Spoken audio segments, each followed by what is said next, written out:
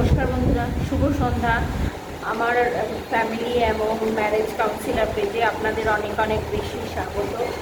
আমি আগের দিন যেটা বলেছিলাম সেটা আবার আমি কন্টিনিউ করছি।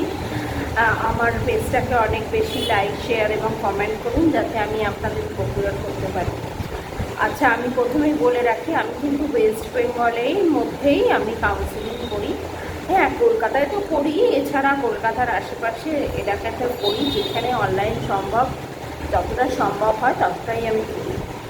আচ্ছা, আজকে যেটা আমি বলবো সেটা হচ্ছে, ব্যাপারটা হচ্ছে, আগের দিন আমি বলেছিলাম যে একজন প্রিম্যারাইটাল মহিলার ক্ষেত্রে সে কীভাবে একজন পার্টনার চুজ করবে, কিংবা কীভাবে কি তার কতটা, এই কথাগুলো আমাকে অনেকবার জিজ্ঞেস করা হয় যে ম্যাডাম আমরা কিভাবে আমাদের পার্টনারকে চুজ করব, কিংবা তার কী ক্রাইটেরিয়া থাকবে। মোটামুটিভাবে আমি আগের দিন বলেছিলাম এবং আজকে আবার বলছি।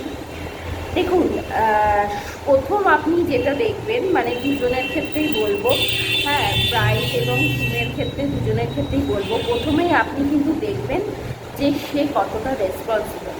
হ্যাঁ, এই জিনিসটা কিন্তু আগে থেকেই বোঝা যায়। আশা করি সবাই এটা বুঝতে পারে। যে বুঝতে পারে না সেটা ভাববেন সেটা তাহলে তার নিজস্ব ব্যাপার, যে আমি এটা বুঝেও বুঝবো না, সেই অ্যাঙ্গেল থেকে যদি কেউ বলতে চায় তাহলে সেটা তার ব্যাপার। কিন্তু এটা বোঝাটা কিন্তু খুব কঠিন কাজ মনে হয় না আমার। তো প্রথমে দেখবেন সে কতটা রেসপন্সিবল, সে প্রথমে রেসপন্সিবিলিটি সে নিচ্ছে কি না। সে যদি একটা রেসপন্সিবল পারসন হয়, সে হাজব্যান্ড হিসাবে হয়তো আপনাকে 50% না দিলে, 100% না দিলেও 50% আপনার সেখানে অনেকটা বেশি কভার হয়ে যাবে। তার দায়িত্ব জ্ঞান কতটা, সে রেসপন্সিবিলিটি নিচ্ছে কিনা, কেন ভবিষ্যতে তার স্ত্রী রেসপন্সিবিলিটি, তার স্ত্রীর পরিবারের রেসপন্সিবিলিটি, তার বাচ্চা কাচ্চা হলে তার রেসপন্সিবিলিটি, সেই রেসপন্সিবিলিটি যেন সেই মানুষটির মধ্যে অবশ্যই থাকে। এটা হচ্ছে প্রথম থিং। আর দ্বিতীয় ব্যাপারটা হচ্ছে, যেটা আমরা মেয়েদের ক্ষেত্রে বলে থাকি, যে সবসময় না 100% চাইবেন না, আপনি কতটা দিচ্ছেন সেটাও ক্যালকুলেশন করবেন না। এখানে কিন্তু আপনারা খেলা করতে নামেননি, আপনারা যুদ্ধ করতে নামেননি, আপনারা নেমেছেন কিন্তু সংসার করতে। এটা সারা জীবনের ব্যাপার, ঠিক আছে? এটা কিন্তু মাথায় রাখবেন। সুতরাং আপনি যদি 50% দেন, উনি যদি 50% দেন, ওয়েল।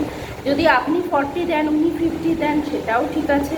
এবার কোনো সময় হয়তো উনি 100% দিচ্ছেন, আপনি হয়তো 10% দিচ্ছেন, সেটাও আপনাকে দেখে নিতে হবে। শুধু সব সময় নিজেরটাটুকু দেখবো, অন্যেরটা দেখবো না, সেটা করলে কিন্তু কোনো সংসারই, কোনো পরিবারই সঠিকভাবে গঠন হবে না।